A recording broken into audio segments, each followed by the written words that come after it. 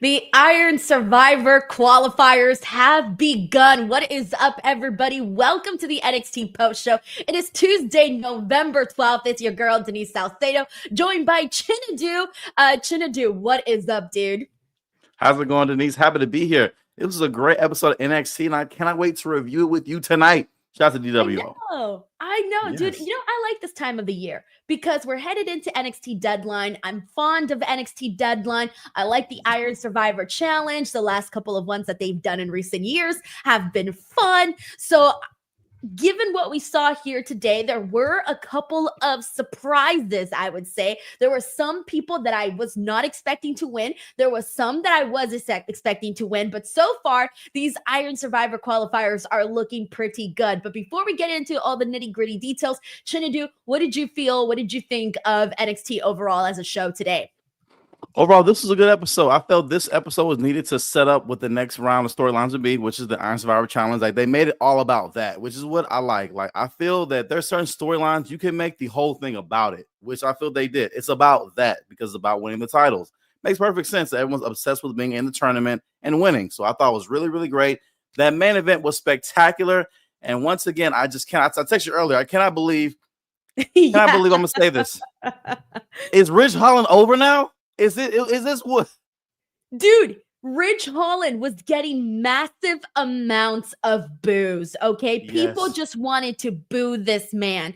I don't know what to say. I have not been a fan of the Ridge Holland storyline. Everybody here who watches the NXT post show is completely aware of that. However, I cannot deny that this man was getting a ton of heat today. It worked. Whatever it is that they did the last couple of weeks with Ridge Holland, all of the drama with Trick Williams, all of the drama that they did with Bully and all of that stuff, it worked. People were booing Ridge Holland. Now, I'm still not there, Chinedu. I'm still not there where I'm going to be like, oh, I'm so excited to see Ridge Holland get this win over this person. I'm still not there yet. Holy cow, actually just realized I'm rooting for Ridge Holland, though. I am rooting for Ridge Holland in this upcoming match with freaking oh my gosh, why am I blanking on freaking Andre Chase? Andre Chase. I was going to say Duke Hudson. I was like, Chase, somebody, what's his name?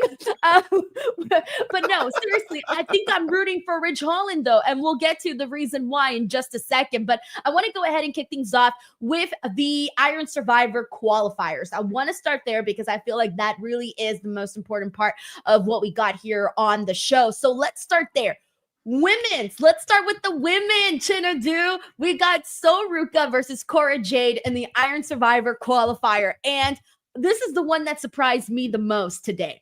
Because I guess part of me went into this thinking, oh, Cora Jade, she's been gone. She was out due to injury. She came back. She's got a brand new look. She looks phenomenal. She's killing it with Roxanne and Giulia and Stephanie and all of the stuff that they did there. So I was under the assumption that this was a clear victory for Cora Jade. And I even kind of felt bad for Ruca. Like heading into it, I was like, damn, I kind of feel bad for Sol because, she was climbing. She also got hurt and was gone and then came back. And then we all thought she was going to be the first ever NXT North American Women's Champion. And then it didn't happen. And then I thought, damn, is there time just passing her by? Or are people just eclipsing her? That's what I was thinking. All of those thoughts went into my mind right before the bell rang. So it kind of goes to show you that I truly, as much as I love Ruca and I've been standing her on this podcast now for the longest, I still wasn't expecting her to win. But this was a fun little matchup here. Ruca wins with her soul snatcher, and she defeats Cora Jade, which I consider a pretty damn big victory, Chinedu. I do too. Going into this, I felt this match, along with other matches tonight too, I felt like the right person won throughout the night for a lot of these matches tonight, though. So I felt, although Cora Jade is freshly back, I feel like her focus is going to be with Roxanne Perez, like either helping her retain or, she's in that feud with, I feel her and Giulia, I feel, are going to have something to do with each other later on in the line. So I did see Ruca winning this. I was hoping Ruca will win this, though, because I feel like right now she needs something. She's a very popular person, though, but she has nothing going on right now. So advancing in this tournament, I feel is really good for her and her character. Dude, I think so too, man. I feel like, how do you not have Ruca in this tournament? But this also, I think, means that they have different plans for Cora Jade, because it's not like Cora Jade is going to be left out in the dust. It's not like she's going to be sitting this one out. That's not going to happen. Like, she's going to be on the card. And now it's just a matter of like, okay, what match specifically are we going to be seeing for Cora Jade on NXT? Because I'm looking at this and I'm like, I don't think they're going to do her and Roxanne yet. So are they going to do her and, I'm assuming that Stephanie and Giulia are going to, because they haven't announced what qualifiers they're in, right? Like, they haven't announced their qualifying matches. Not yet. They are going to have qualifiers, but we don't know whom against whom or how they could be facing each other for all we know, which I doubt it. I have a feeling we're going to be seeing both Stephanie and Giulia in the Iron Survivor. So now I'm wondering, okay, that only really leaves Cora with Roxanne, but I don't think they're doing that yet. So where does this leave Cora? I mean, I wondered that myself too, but I do feel perhaps Cora may like fill in as like not a lackey of Roxanne, but like just right there, Roxanne helping her keep this title. I feel, because I mean, she could be in a few, but Cora Jade's still over with the crowd, and I feel much like with Thea Hale, there are ways with keeping her relevant on TV without necessarily having her in a match or a few, because they've done somehow. Thea Hale has not wrestled since Great American Bash somehow, and it's still an over character. I know it's terrible. It's awful that she hasn't wrestled since Great American Bash, though, but she's still over with the crowd, so relevant, and I feel they can do that with Cora Jade right now. It's just, again, it's so unfortunate that this women's division is so stacked that you can't make a real hard case for Cora Jade to advance in this right now.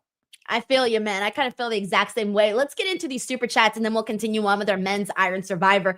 We got Jolie713, by the way, who just became a brand new member of the DWO. Welcome. We got Bailey Darley here, who says, here's my donation for the night and hope you have a good year. Thank you so much, Bailey. I can't believe that we're about to close out the year. We got look at like 40-something days until 2025. Like, really let that sink in, man. I don't even think it's sunk in for me already, but whatever. We're hoping that we all end 2024 with a bang. All right, we got Stephen Marchuli here, who says, it feels like the Iron Survivor comes down to Giulia or Stephanie. You guys think Giulia wins it in a close finish? It's hard to say right now, given that only one spot has been filled for the women's Iron Survivor. Like, we only have Ruca right now. I don't know. Because the Nikkita Lyons, Adriana, Rizzo, that wasn't for the Iron Survivor, right? That was just a regular match. Yeah, that's what I figured. So we only have Ruca in it right now. It's really hard to say, but I'm still predicting. So I'm predicting Ruca, Giulia, Stephanie. Who else do you think will be added? You think Kelani will be added? I think not Kelani. I think Jada Parker. Jada Parker. You don't think Kelani will be added? I mean, I don't, because she's like a former champion, a former NXT North American champion. I feel like she should be added.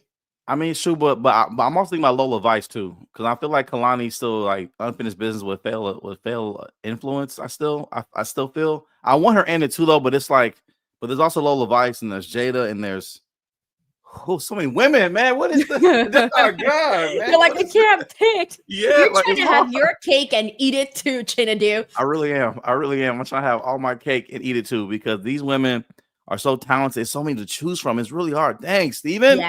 Yeah. So it's gonna be a toss up there whether or not we'll get Jada, Lola, or Kelani in there. I'm trying to think if there's anybody else that should also be mentioned in there. We'll probably come up with it in a second. But yeah, those last couple of spots are definitely tight, especially with Stephanie and Giulia. If Stephanie or Giulia are not in the Iron Survivor, I'm going to be like, what the hell is happening here? So I feel like those are, I don't want to say guaranteed spots, because we know that nothing is guaranteed in pro wrestling. But still, regardless, it kind of feels like a safe bet to make that they'll be in it. I think so too. All right, we got Sheldon Jackson in the house, who says, hear me out on this. Oh, what do we got? He says, I think Giulia and Stephanie Vaquer should become the next WWE Women's Tag Team Champions.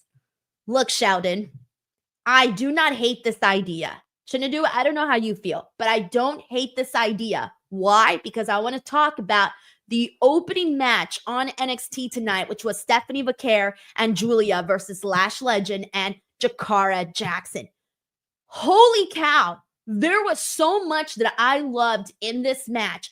one of the things that I kept thinking about while I was watching this was the beautiful work that we were seeing with Stephanie and Giulia, specifically as a tag team. Like, we know they're good wrestlers individually speaking, great, but dude, it just flowed so nicely seeing them as a tag team in there. I have to agree. This was a really, really good match. Good showing from all four women. Like, at first, I was concerned, because I felt, I knew that that they had called up what they call them the Meta Girls. It's Lash, Jakara, the Meta Girls. I know they had been on Raw and SmackDown so much. I wasn't sure if they were going to be back to NXT. So I felt like they were either quietly call them up because the women's division is so stacked. But I was happy to see them back on the show, opening the show. Great match. It really was. Seeing the the tag team chemistry between those two was amazing, considering they have not worked together before, to my knowledge, as no tag team. It was really, really great. I love seeing the power of Lash Legend in that ring. She is going to be a big star on that main roster. She really is. And really, Jakara was also great too, But I know, the power of Lash was just amazing. The crowd was very impressed. She held up both women. Crowd was like, listen, this girl right here. And I agree. Very good showing though. But overall, Stephanie and Giulia, they terrific in this match. I don't want to see Bianca and Jade lose them tags because I love them girls. But you can't hold it forever though. So I do think that could be a good idea and a good additional layer of this story between them and Roxanne and Cora and things like that. So I definitely give it a good idea.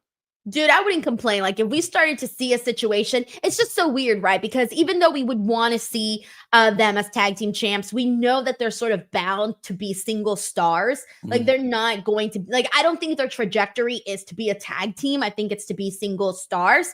But let's say we did have a situation where Stephanie and Giulia, similar to Lash Legend and Jakara, which they're kind of doing both the main roster and NXT. If we had a situation like that with Stephanie and Giulia competing against Bianca and Jade, I would 1000%. You know Bianca Belair is my favorite current women's wrestler. You know that, Chinedu. But I would 1000% be okay with Stephanie and Giulia defeating Jade and Bianca for the women's tag team titles. I would not hate that at all.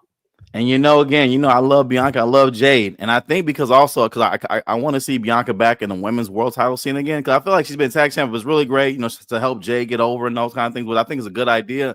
But it's like, man, I miss EST Bianca Belair, and I low key want to see a heel Bianca Belair on this main roster because we've never seen that before. We've only seen it in NXT.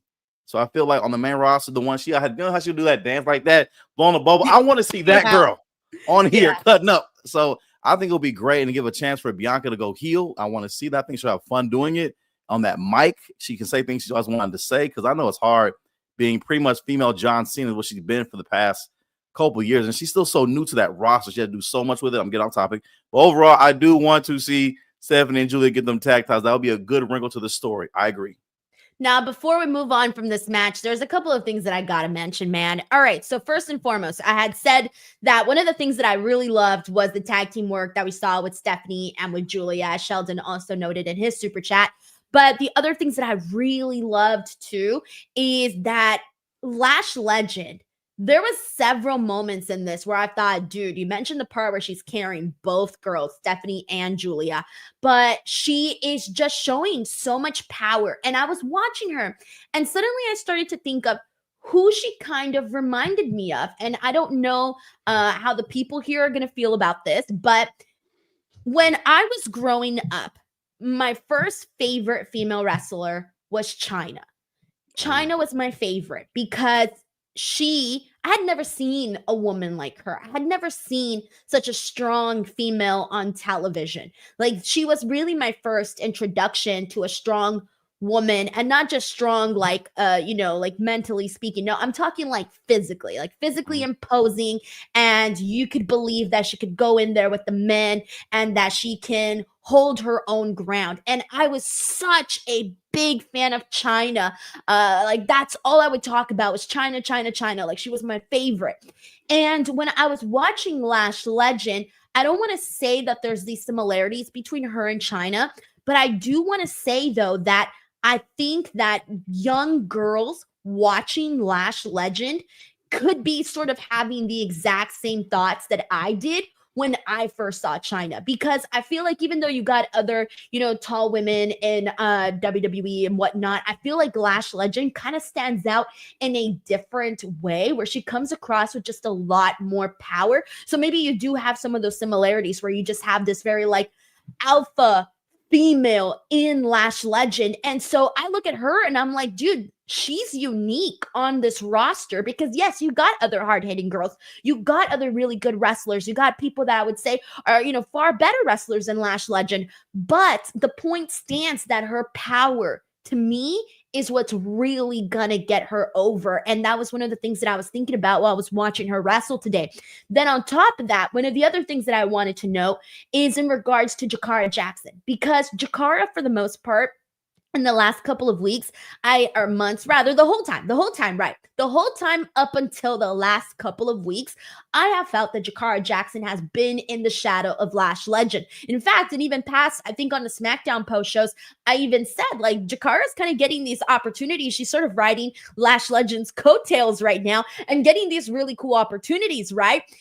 I want to take that statement back because the last 2 weeks specifically, I've started to notice Jakara Jackson standing out on her own merit. Like she doesn't feel like she's in Lash Legend's shadow. Like she's slowly getting out of it. It's going to be hard, of course, because there's such differences between both women, but I feel like she's going to break out of that soon. And she's kind of getting on, like she goes in there and she has like pretty, I don't know, she has like a nice little, she's kind of spunky. I don't know how to explain it. She's spunky. That's the word I'm thinking right now, is spunky. And so that is starting to catch my attention. And that was one of the things that I was thinking about during this matchup here. I have to agree with everything you said. Firstly, with Lash Legend, I see that too. Like the power she has on full display is such a raw form of it. And you can tell this is her like really like displaying it. And she's really like putting effort into it and these moves and the focus of it. I truly could see Lash Legend coming out with a C4 cannon as her entrance and just shooting that in the crowd. I can see that. I think that'd be really cool for her to have it. We haven't seen that in so long, and I think that'd be great for her character. Yeah. And with Jakara, I'll agree. Like for a while, I felt like she was just like with Lash Legend. Like Lash Legend will say something, and then she'll be the hype girl. Hey, yeah, she's on the behind the back with a little, a little blow pop thing. Hey, yeah, in the background. But that was it for the longest time. I thought that's just the this in the background. That's her. Cool, but she was great in this match. And I feel the past few weeks she's been putting on full display. On better display, that she's more than personality. She's actually a wrestler in that ring. She can go. She was really good in that ring. And I know, and again, too, I was happy that Stephanie and Giulia won. They should win this match. They should not be getting pinned by anyone at all that's not in that main event picture right now. And I felt it was right for Jakara to take the pin. We don't want to make Lash look weak right now. Like, if Lash gets pinned, it has to be behind a whole lot of something else. So I feel like Jakara taking the pin was the right call as well, too. Good stuff, man. I was a big fan of this opener. Oh, yeah. So they got me. They got me hook, line, and sinker. I'm all in on this. All right. Let's go ahead and see what else we got here. Sheldon Jackson gifted 5 DWO memberships. As always, thank you so much to Sheldon. We got Luis Arturo Mendez in the house who says, can we call this era of NXT the black and silver era? Do we have a new name for this era of NXT? Because I know it was like, the black and gold era. Then we had the NXT 2.0 era. And then it's sort of, we haven't really mentioned what era we're in right now. Would it be black and silver? Because we did have black and gold. I call 2.0 unicorn vomit. I call that as I was calling it the Fruity Pebbles because everybody kept calling it that on Twitter. So it kind of just stuck. But yes, I feel like this has to be the black and silver era, right? Yeah. Black silver. We haven't said it enough. That's what we need to do. We need to start saying it more so it can stick. I agree. Good super chat, Luis. We appreciate it, man. Thank you so much, Luis. We got Jared here who says, going from NXT women's division, which is the best in the USA, to watching the short women's matches on Dynamite and Raw's messy division is sobering. So that's honestly, I feel, a big topic. It always is, right? Women's wrestling should always be a big topic. And here's the thing, like, I can't disagree right now with what Jared is saying. I do think that right now across the board, NXT women's division, specifically just for WWE and AEW, because I can't speak for everything because I'm not watching everything, but specifically speaking with WWE and AEW right now, I would say NXT is putting the most effort in their women's division, followed by SmackDown. And then followed by AEW and Raw seem to be sort of on I don't want to say like a tie, maybe even Raw might be above that because at least you have that really big Rhea Liv Morgan storyline. I do think that they need to start making bigger stories for the women on Dynamite. And I think what happened, which was kind of weird, not weird, but they were doing such a good job with the Toni Storm Mariah May stuff. Really great job with Willow and with Mercedes. That was great. And so we did have this period where it felt like AEW was sort of, climbing up again in terms of really pushing that women's division. But ever since, I would say maybe like All In, All Out, it has kind of dwindled just a little bit. But I feel like they can get it back. They have the talent. It's just a matter of really putting more effort into the stories for the women, because that's always what I will never be ashamed of saying. I want to see more time for the women and I want to see more care for their stories across the board, any promotion. I do think that here's the other thing that I want to mention. Last week, we were talking about how NXT and AEW, they went head to head. NXT, they won in this, ratings war, right? What is the number one thing that people say that they like about NXT? The women. To me, if I'm looking at that, I'm going to start thinking, maybe I should make sure to give a little bit more attention and love to the women if it's working for this specific brand. And so, with that being said, I want to see on Raw more challengers be built for your champion, Liv Morgan. On SmackDown, I think they just need to keep doing what they're doing, maybe add a little bit more. And of course, they are doing so with the United States Championship. And then with AEW, I want to see them sort of go back to during that time period, like I mentioned in recent months, where they did tell these great stories with Mariah, with Toni, with Willow, with Mercedes, things like that. I want to see that come back again, not forgotten about or hit the pause button. I want to see that continue. Denise, you ain't never lied, okay? Because it's just like when you watch the show, whatever, like NXT went head to head with AEW, AEW's main event scene got beat out by the women. And I'm not like knocking, I'm not saying women are less or anything like that, but a women's tag drug AEW ratings when I compared them the other day. Like they blew them out the water. And so it just goes to show this division is so stacked and there's so many more coming in. I truly just feel it's really amazing. And on AEW's Dynamite, I feel bad for them because although there are some women on that side that I do feel could probably use to be taken off TV, put in developmental for a little bit. I wish there was an OVW for them to go to or something like that. But there are other women, like let's say like Mariah May, Toni Storm. There's Mercedes Moné there. And you look at WWE, there's only one horsewoman that's actively on the roster right now. And the women's division is in good shape. That just lets me know that like this is crazy because 5-6 years ago, the horsewomen were the standard of every women's division across the world, and now there's only one in WWE, and the women's division is just fine. So I feel, I agree. I hope AEW does pick it up a little bit, and Raw, and Raw, and Raw, and Raw, and Raw for sure. But yeah, like they all have the women though. Like they have the women, everybody across the board. They are there, and if you need some, maybe you can pluck some out from NXT. Yes, and I know I hate on AEW sometimes comedically though, but I'm gonna say right now they have Athena there, they have Serena Deeb is there, they have like they have their women are there that can go in that ring. They just gotta put them in the ring. Bro, I'm like, you got some of my favorites there. You got Willow, who I just absolutely adore. Oh my God, Willow, Mariah May so freaking much. There are so many girls there that I'm just like, please, let's keep it going. Jamie Hayter, she's another one who doesn't love Jamie. But yeah, so we'll see. I feel like we also get it in waves too, right? Like there's sometimes where it's like really good, then sometimes where it feels forgotten, then it's really good again, then forgotten. So I guess we're kind of in the forgotten phase right now. Howie Potter sends in a super chat saying NXT women's division is so stacked, we're spoiled. Yeah, for real. Something for real. Howie Potter, thank you so much for the super chat. Terrence Johnson says, I'm confused. Bianca last night was buddy-buddy with Io, but yeah, she would get mad when Bayley, you do realize they were in the same faction. So I remember she was mad. What was she mad about with Bayley? I'm remembering this now. Okay, yeah. Okay, because Bianca and Bailey had this really, really long feud, right? Like, oh my god, I love their matches, by the way. The work that Bailey and Bianca did, some of my freaking favorite, by the way. Amazing. Yeah, yes. I feel like they are underrated when it comes to when you think of two opponents that were just worked out really well with each other. Bianca and Bailey, they're up there for me. So yeah, that was right. So she was not wanting, who was it? I think it was Naomi. Naomi wanted to have Bailey's back during the damage control storyline, and Bianca was like, nope, I don't want to have her back. And so now with Io being part of this War Games, you're right, because she was part of damage control with Bailey that was causing all this drama for Bianca. But I don't know. I guess it is what it is.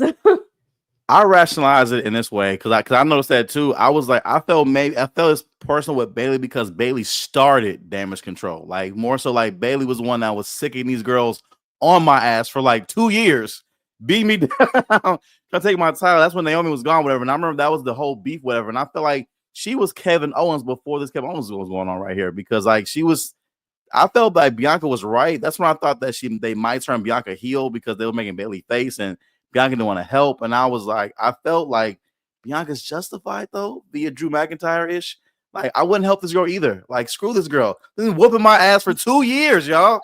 No. See, and I agree with that, by the way. Like, I love shit like this. I love when people don't forget that they were beefing with someone. You think in real life, Chinedu, if someone talks shit to you, if someone says, oh, you know what? I really hate that Chinedu guy. And then all of a sudden they come up to you and you're like, hey, Chinedu, you want to go grab something to eat? I'd be like, no, screw you. I'm not going to go with you after you talk shit about me. Straight up, read between the lines. Okay. Straight up on that. You feel me? All the way. All right. Thank you so much to Terrence Johnson. Oh, he also sends in another saying, oh no, I think you accidentally sent the same super chat. Or maybe it was just a follow-up. He says, I'm confused Bianca would get mad when Bailey was around, but yes, she was buddy-buddy with Io last night. Terrence Johnson, I don't know if you did that accidentally. I'm so sorry if you did. If you send in a regular comment, I will make sure to read that one as well, because it kind of looks like you might have sent the same one twice. But thank you so much, regardless, for sending this in. I'm going to keep an eye out here for you on the chat if you got anything else. Honey Drips. Hey, Honey Drips is here. Says, I'm thinking about you today, Hunter. This morning, for whatever reason, I don't know what I was doing. But I started thinking about Hunter, and I was like, I haven't seen Hunter in a minute. I don't know what I was thinking about, but I was thinking about it. Anyways, Honey Drip says, just here to say, hey, and I love women's wrestling. Hell yeah, man. Thank you so much. And also has been a member for 20 months. Steve, I randomly think about you guys during random times of the day. Stephen Marchuli says, NXT women's division can carry on all women's PLE on their own. Dude, I tweeted this out last week, I think, or maybe the week before that. I don't know when, but I put, on Friday. On Friday, I tweeted out, please bring back Evolution. Some people were on board and some people were like, no, whatever it is. It's Twitter. You guys know how it is. But I'm sorry. I think now is the time, Chinedu. Am I wrong? Like, can't we just risk it and do it, please? Oh, that sounds really bad. Risk it and do it. That right there was, that right there. Quick little pause on that one. But everything else was, I agree with though, because right now, even if it doesn't make money, they're making so much. They just came back from Saudi Arabia. Y'all just made a Saudi Arabia bag. You can afford to make one PLE that might not make a bunch of money. You can afford it. To me. I'm sorry, Chinedu. You said something so great right now, but I was still stuck on my nonsense. But no, 1000%, I am here to say that Evolution 2 should indeed happen. And I'm going to keep saying that until it happens. Yes. Steven, I agree with you. Yes. All right. Hey, Chinedu, what is this? Chinedu, you sent in a super chat. Is that what you were doing right now? Yeah. I was looking at that like that. Chinedu, yes. I'm supposed to pay you. No. I really mean this, Denise. I have a great time on here. I want to show love. You're one of the hardest working people that I know in this wrestling business right now. You really work super hard. Videos every day, content, behind the scenes stuff. It's a lot of work, for real. I want to show love, man. You are the best. You provide entertainment for everybody that's in here right now. Thousands of people tune in every week to watch this show. This show gets them through the day. I know it does. I know because I know what that feeling is like to be in the darkness, and pro wrestling and the people around it pull you out. So I appreciate you for real. All right. Thank you, Chinedu. Well, Chinedu says showing some love to one of the hardest working people in wrestling infotainment. Thank you, Denise. Chinedu, that's too kind of you. Seriously, I appreciate you. Having you on the show has been very fun. I was actually just telling someone on Monday, actually, because people were like, hey, like if I want to do a post show with you, like how do I go about it? And I was like, hey, like just send me a tweet. As long as you got like a demo reel, then I'll take a look at you, right? And I started saying, like, Chinedu, you reached out to me via social media as well. Like me and you had never met. We had never connected with one another. We didn't even have any mutuals, right? We didn't have any mutuals. Nothing, no mutuals, nothing. And you reached out and I was like, oh, cool. He's not a creep and he does all these cool things. Great. I like his work. He's funny. I saw your skits on social media and on YouTube. And I'm like, all right, let's give him a try.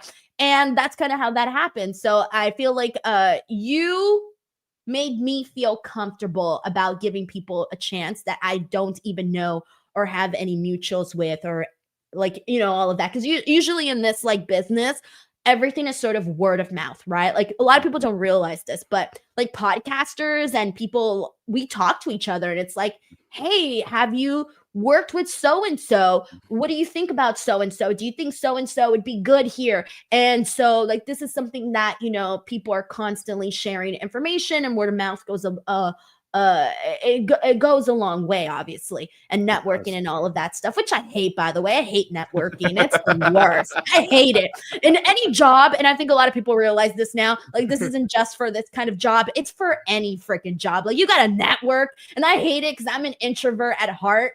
And so personally, I like to keep to myself. But so networking kind of sucks. But hey, you got to do what you got to do, right? But thank you so much, Chinedu. We got John Deller here, DWO member, who says, are you going to have a co-host for the Raw review? John, I am working on it. I have a lead. Let's just say that. I have a lead. I'm working on it, and I'm fingers crossed that it works out. We'll see. We'll see, because I only got one lead. I've sought out one person. I literally went and sought out one person. So now we'll see what happens. But John, more information to come. If it's just me, then you'll know it's just me. But no, I'm going to try to find somebody. We got Terrence Johnson here, who says, I would love for the Mae Young Classic to come back to. I know the Mae Young Classic was like definitely fun. It was something that I covered back in the day too. But I think I'm more so hung up on the idea of the actual Evolution, only because I feel like we have the NXT Breakout Tournament. So we get to see women do, like, you know, the bracket stuff there. We have the Iron Survivor qualifier. So things like that give me enough to, I guess, you know, go off of. But I wouldn't hate the idea of the Mae Young Classic coming back. But I just feel like right now it doesn't feel as needed, where I more so care about having the actual PLE for like Evolution 2. Yeah, I agree too. Like right now, the Mae Young Classic, as fun as it was to right now, I feel it's not needed right now, because I feel they're doing such a great job with the women on the roster right now with actual storylines and good matches. I feel was the whole point of things like that, tournaments like that, to produce what we have right now. So yeah, I feel maybe later down the line though. Terrence, thank you so much for all the love that you're sending in here today. All right, so let's see what else we got here. All right.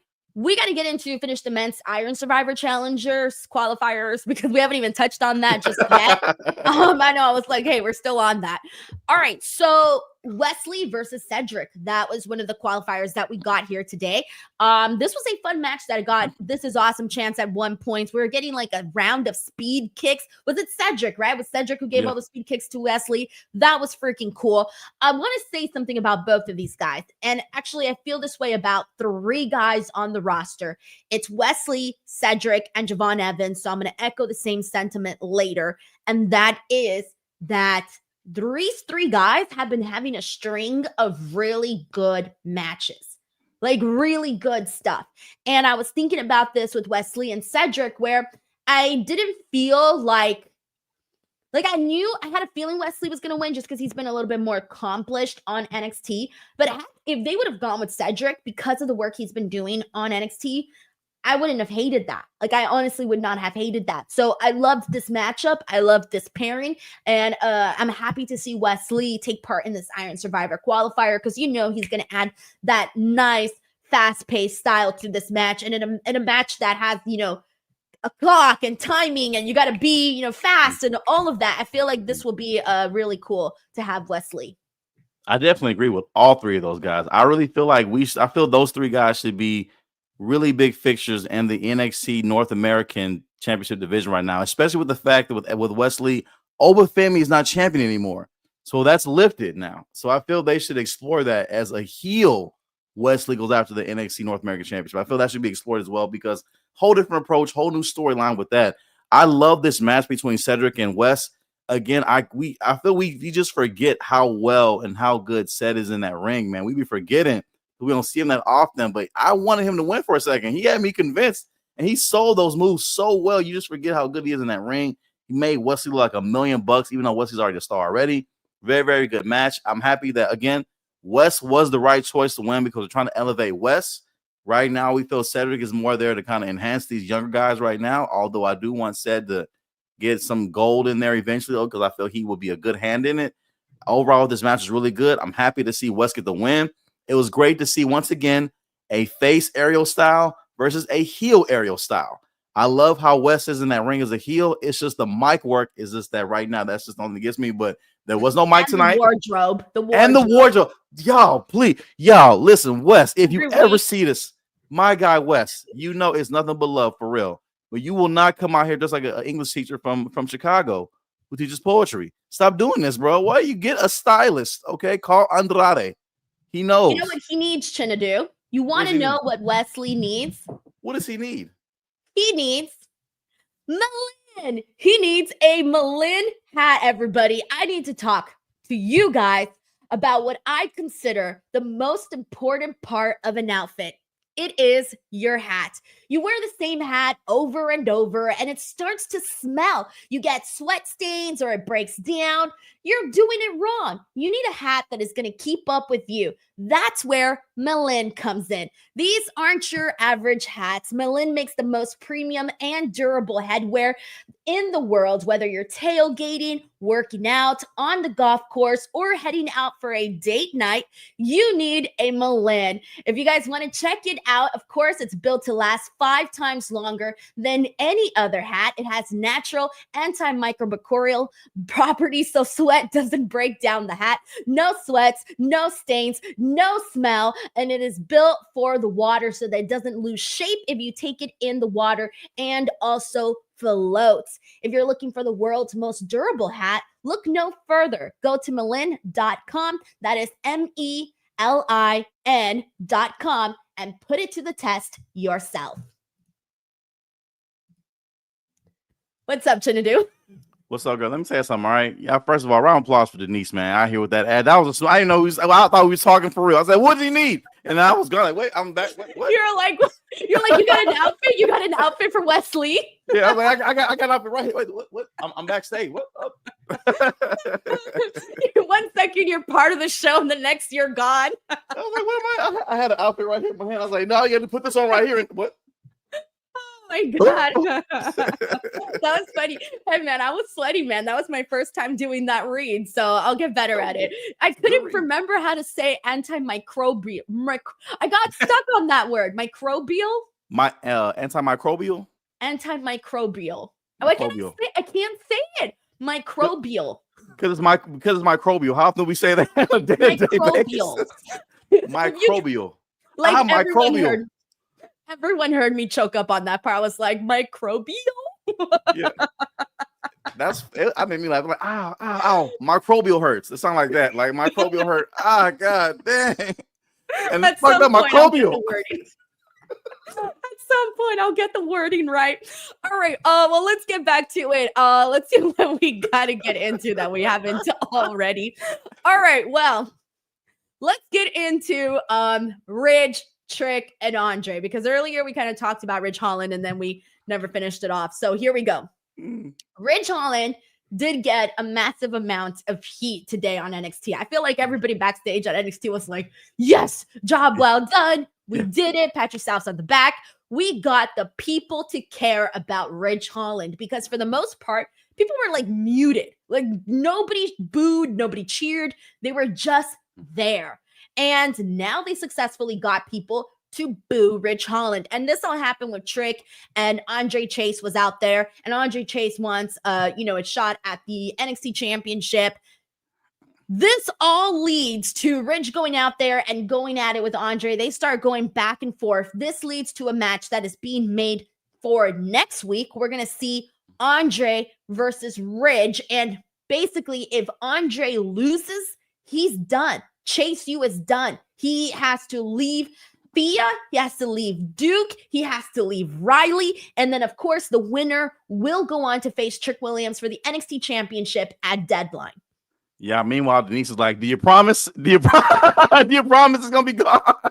Sorry, I know I'm going to turn into a heel right now for the entire chat and all of our viewers, but mark my words. Go Ridge Holland. Come on, Ridge Holland. All right. Sorry, I'm now rooting for Ridge Holland on this show. He's my new favorite wrestler. This is coming. I'm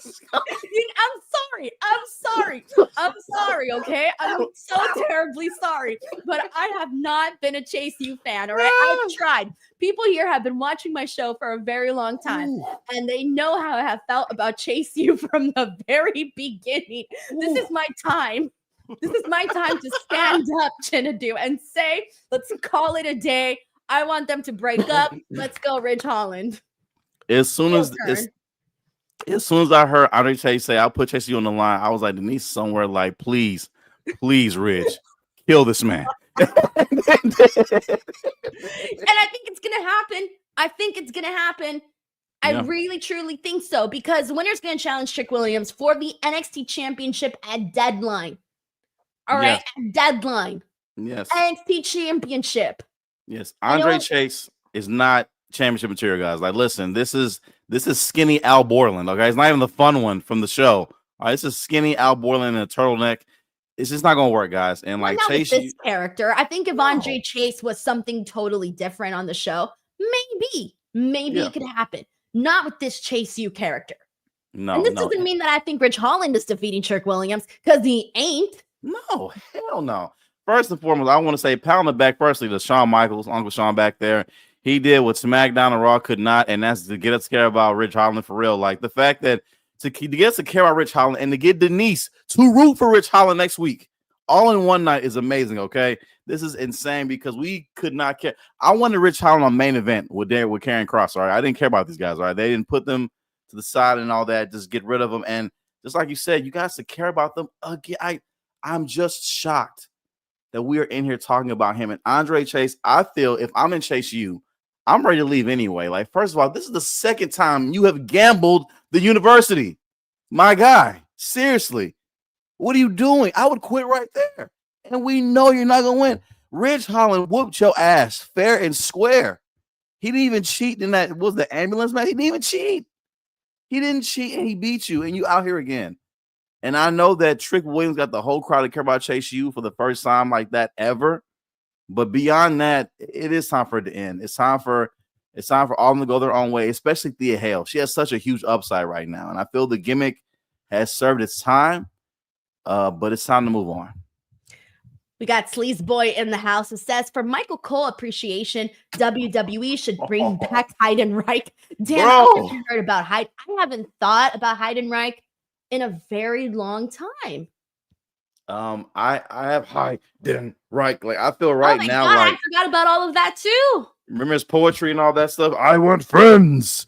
That segment with him and Michael Cole, they could not play that back right. Do you remember that segment they did? Bro, this is a blast from the past. I haven't thought about any of this in a long time. I don't even remember the segment with him and Michael Cole. Long story short, Heidenreich took Michael Cole's butt in the segment. If you go look at it, it was like one of those. Like, all right, I'm gonna have to go back and watch it because I'm telling you, I don't remember any of this. What? Listen, I don't even say this word a lot. You see it. Listen, big time pause. All right, you're gonna be like pause all throughout the segment. Pause. Cringy. Could not air this right now in 2024 at all. All I remember is the shorts. He wore shorts, right? Nah, he had Am I crazy? he had like reddish, Why do pinkish I remember tights. shorts? I Oh thought no, he he had trunks. Okay, yeah. I remembered his shorts for whatever reason, but they're not shorts; they're trunks. But why is that what I remember the most about Heidenreich? Yeah, they really had high hopes for him for real too. It just did not work out. No, I was gonna say I don't remember too much about him, but there you go, Sleaze Boy. Thank you so much for the super chat. That'll take me back. I'll have to go down a rabbit hole and get everything reminded. There's so much shit, man. I just don't remember. Just don't remember. Really so much. All right. Let's see what else we got here. Let's get into Adriana Rizzo versus Nikkita Lyons. This was one that I thought was pretty I don't know. When I was watching this, I thought two things. One, Nikkita Lyons, she knows her audience, Chinedu, because I feel like she makes sure to add a lot of that sultriness into her wrestling. Like you see a lot of that in her matches. So that's one of the things I was thinking.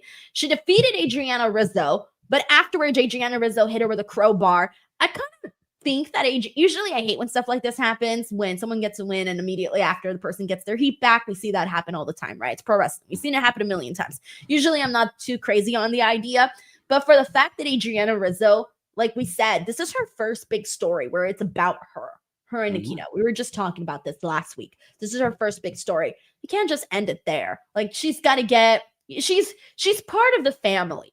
They kill people. They kidnap people. Her hitting someone on the back of the head with a crowbar is really not a big deal. For her, this is how you handle business. That is what the family does. And so I liked that she went out there and that she kind of did that because I felt like it added to her character because we know she's part of this, bad group that does bad things, but we've never actually seen Adriana Rizzo actually get her hands dirty in this type of manner.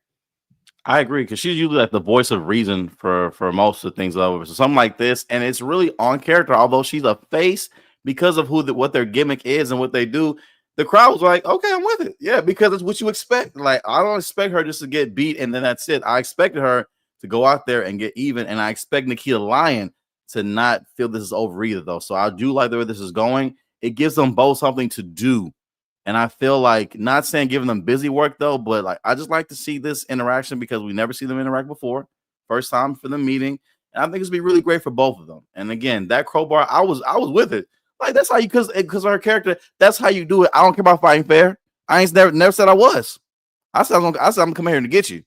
That's it. And I liked it. I feel you, man. I was on board. All right. We got two more things to get into. The other topic that I want to get onto, really, this is actually a brief one, and then we'll get into the main event. We got the Zarya promo. Zarya, dude, I'm intrigued, man. She basically just kind of introduced herself, but it's so funny because when you look at Zarya, like she looks so like scary, right? Like she looks so vicious. Like I don't want to wrestle her. I'm terrified of Zarya. She's scary, right? Like that's the vibe that she gives you. I loved hearing her talk. I'd never heard her talk. Like this was the first time I heard her talk.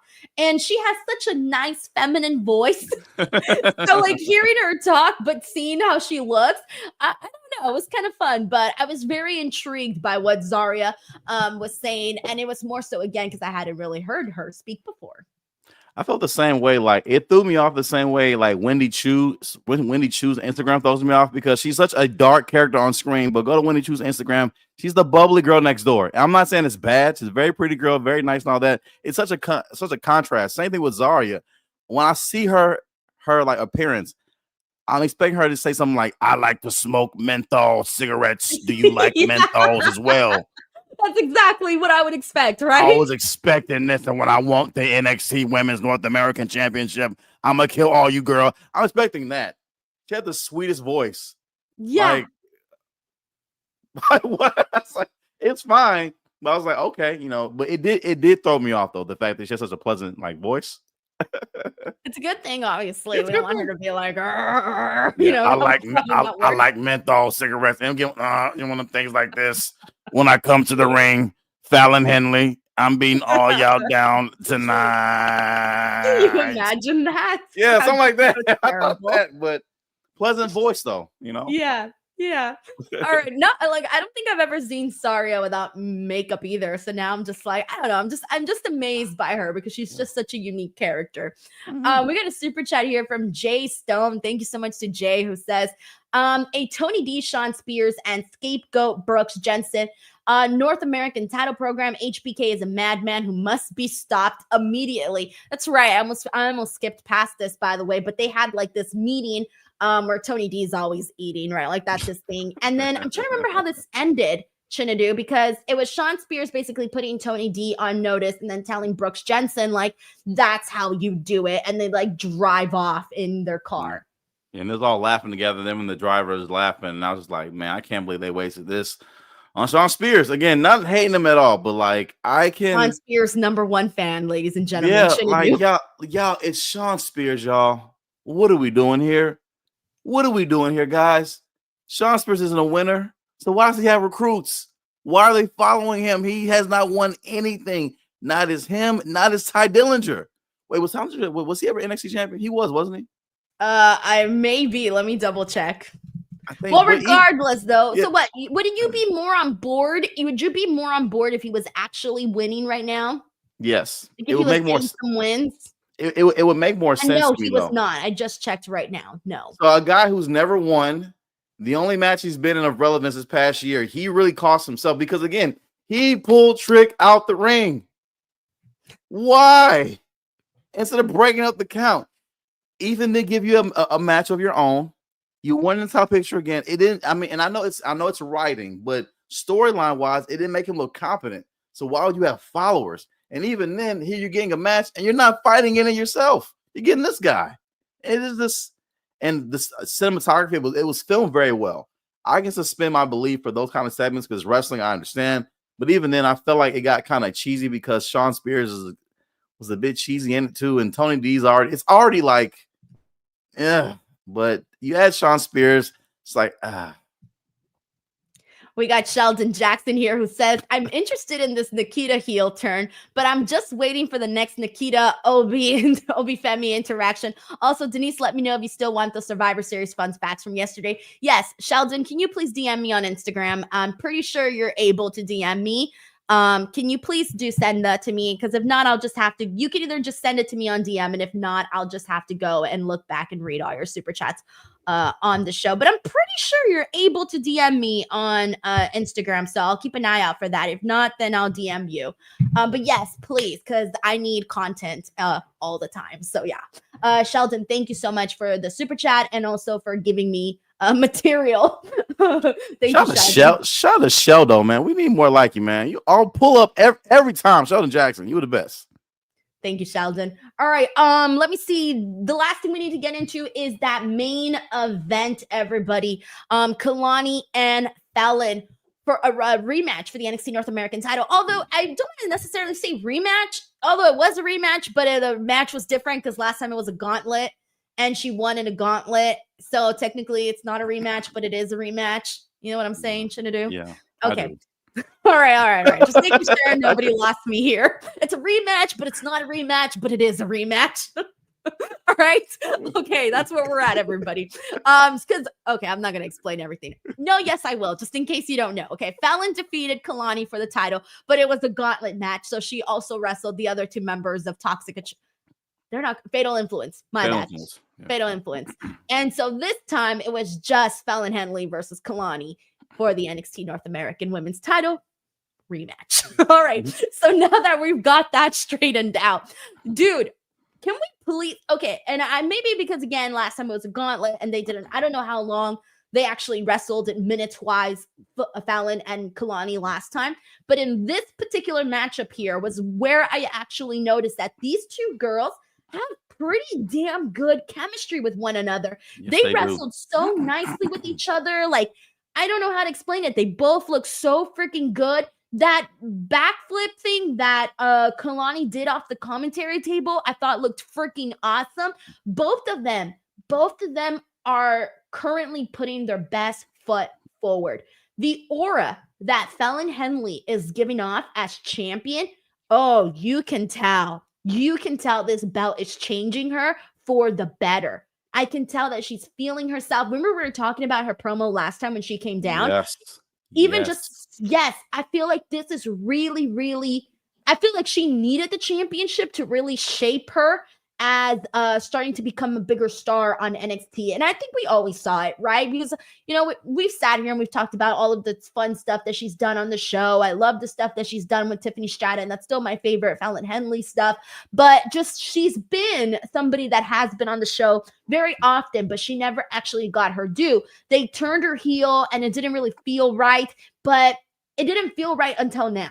It didn't feel right, her as a heel, until she got that championship. I can't explain it, but she did change, and you can tell, but she changed for the better. Like, I think things are finally starting to click in a different perspective, in a different manner for Fallon Henley. So I think she looked great. Kelani's going out there with a lot more confidence, because I think before she would go out there and she was so fun to watch in terms of like hitting the moves, being flashy, all of that. But now she's doing things with a different, like more of a confidence in her eye. You know, there's that growth in her. You can see the growth. Like, she's just not going out there and doing moves. Like, she's starting to connect the pieces, connect the dots, right? And so I just thought they worked so well together. I really, really did. But Fallon hits, JC punched Kelani at one point. Referee didn't see it. Fallon Henley is able to hit her famouser and wins this match. So Kelani did not lose fair and square here. She lost with some help there from Fatal Influence. But man, I was a fan of this match. I was a fan of everything. I was too. And I said earlier, I felt like every match tonight, I felt the right person won. Although I'm a huge fan of Kelani, I was very happy to see Fallon Henley win. I felt like the title needs to be on her. I was very impressed with her again. Like, she came out, she is a star.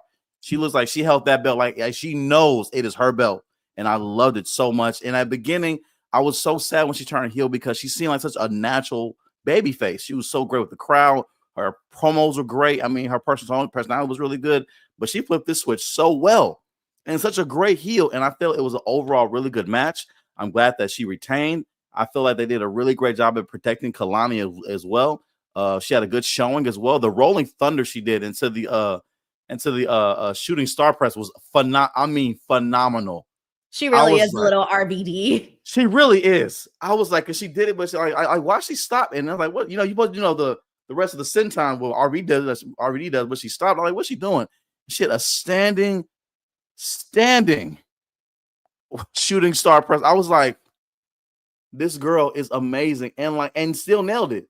Still did good.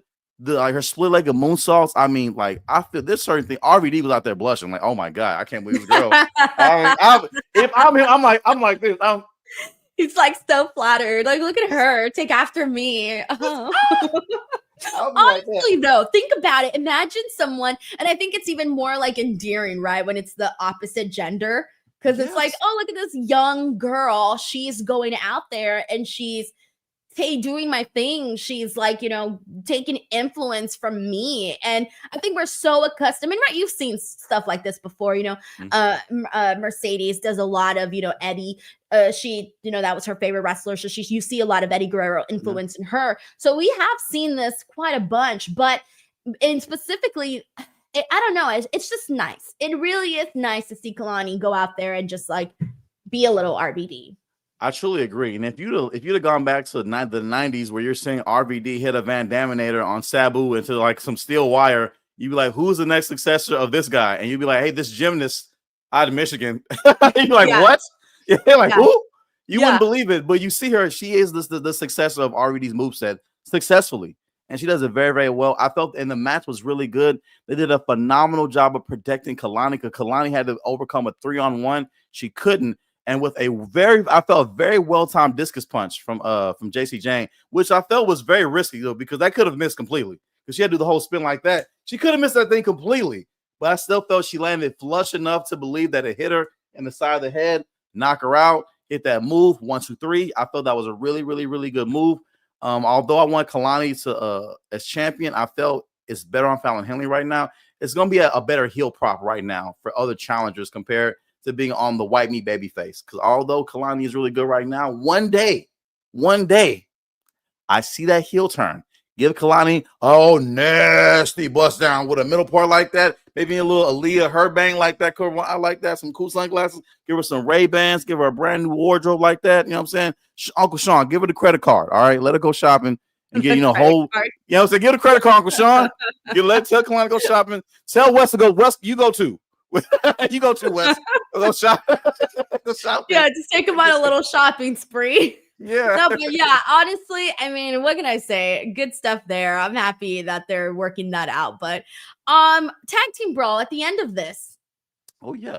I loved it. All the tag teams just came out and started fighting. They're all trying to because what was it? I missed what Ava had said to them during that segment.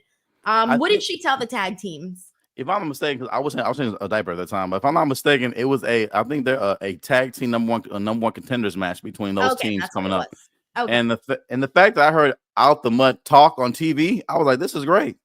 Yeah, I'm happy for them. I was genuinely, no joking at all, I was genuinely happy for them because I felt like with Jada Parker being the breakout, I wasn't sure we were going to see much of them anymore. Though, but I'm happy that they're back on TV because they can be of use. They're big guys. They're intimidating. They look like they can go out there and whoop some ass. So I like that in the tag division. If they'd have kept the angle from the camera guy that was in the middle of the chaos, I thought that would have been a real good way to end it, though, because it looked like it was so chaotic. Although at that time, there were only 4 people out there fighting, it looked like it was a full-on brawl at that point. And I felt like they kept it that way. It'd been really great, though. But the visual of all of them fighting was really good. I love how they put emphasis on the tag team titles. I like seeing Axiom and Nathan Frazer have their kind of rift, although I kind of want this to kind of get somewhere eventually between those two because they keep doing this over and over again. Like they literally did this at last year's tournament, being he was in it, like the same thing again. I was like, so we got to find some kind of conclusion to this between those two. But overall, I love seeing the other tag teams go crazy over the belts because at the end of the day, on these wrestling shows, it's about being champion. I like how they made the tag team titles feel like they're important. I think so too. That's been sort of something that has not been made to feel important so much so on the show. And I know some people were kind of getting tired already of Axiom and Nathan Frazer as a team. I'm still there. I'm still excited about them. But we'll see, man. I'm still on board, by the way, with the idea of having Javon and Cedric as a tag team. I still think that should be a thing. But hey, they're kind of involved in, well, not so much so just Javon. Javon Evans did advance to the Iron Survivor, but not Cedric. But who knows? Maybe after that, we can still see them resurface as a tag team. But alrighty, everybody, that was NXT here today. Before we go, a friendly reminder that I do have the Wednesday Dynamite show happening tomorrow. Myself and Righteous Reg will be live. Friday, there is no SmackDown post show because I'm going to the Sabrina Carpenter concert. So no SmackDown post show this week. I know, I'm so excited. Yeah, and then I also dropped a brand new interview with Donovan Dijak. We did a 1-hour sit down where we spoke about everything, guys, literally everything. And it flew by so freaking fast. He's a very cool dude. He talks about what he's doing right now on the indies, what his life has been like post WWE. He talks about his NXT run, which you guys here and we talked about it.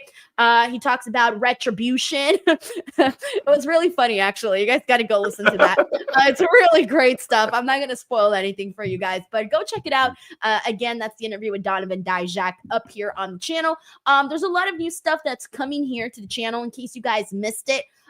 Yesterday, I made an announcement that I am leaving Fightful, and starting December 2nd, I will be doing Raw post shows here on the channel, which is huge, guys. Very, very huge. I'm so excited about being able to do Raw post shows on the channel. I'm excited to see you guys, my regulars, come and check it out, as well as hopefully some new people too, so that the channel can continue to grow. And I'm hoping to make some exciting announcements about that if it all works out in the next couple of weeks. And then on top of that, December, I also have another thing that I'm working on in December that I will also be announcing hopefully in the next couple of weeks too. So there's a lot of stuff in the works here. We're getting into a brand new year, so I'm really trying to really blow up the channel and just make it grow. So speaking of blowing up, making things grow, Chinedu, you're doing all of your comedy stuff. Let the people know where they can find you. That's right. My next stand-up comedy tour is called Am I Your Edgemate? That is my comedy tour coming up. Those are my current dates right now. My tour will start at the top of the new year, January. Of course, these are cities. Of course, I do Houston, Greater Houston area, and Texas. Of course, those are a lot of cities in Texas, but I'm adding more out-of-state shows. I've added Los Angeles, added New Orleans, and Atlanta. Hopefully, I'll be adding Miami, Orlando, and possibly New York soon. Just waiting on those venues and the other comedians to connect me on those, though. But for right now, those are my dates right now. Tickets will be available very soon on my website, ChineduOgu.com. Watch my videos every week. You can catch me on #1 sports show, Sports Extra, on the CBS affiliate, KHOU in Texas. And also, guys, while we are here, before I go, when I first started here, a lot of you guys said I should be Denise's advocate, right? Like a Paul Heyman type guy. And I agree, which is why I am calling for your help, if you guys do not mind, all right? For the channel, I can't tell you what I'm doing, but I made a promise to Denise about something, and I plan on keeping that promise, all right? And I want to help her with this show, our show in particular. And what you guys can do me a favor, hit that like button for me, everyone watching, all right? If you're watching the show right now, we get about 3,000 to 5,000 viewers on average, right? Can you imagine if like at least half you guys, 1,500 you guys, hit that like button and drop a comment? If everyone hears my voice right now, if you all will do that for me, for every show we can do, that will go a whole lot. It'll mean a whole lot for what I'm trying to do, okay? I can't say what I'm working on yet, though, but I'll let you guys see up for right now. If you guys can show love to the channel in that way, it will mean a tremendous amount to me and Denise as well. So please hit that like button and drop a comment. Even if you're watching afterward, drop a comment, post show, rewatch gang. Do that for me as well, too, okay? We'll greatly appreciate it. But other than that, please watch Denise's content. And she's dropping interviews that are like 40 minutes to an hour long. We're talking good content to get you through the day, all right? So check it out. Check out the interviews. Watch Dijak. Watch our recent interview with Trevor Lee, who's formerly known as Cameron Grimes, baby. To the moon, baby. All right, go watch that one as well. And just check everything out on her channel. Just do me a favor. Just don't be a dick. Give it a click. That's all you got to do. I love it. The advocate, everybody. Chinedu. Alrighty, thank you so much, Chinedu. Thank you to everybody here watching. As always, see you guys back here tomorrow. Hope you have an awesome day. Bye, everyone. Goodbye.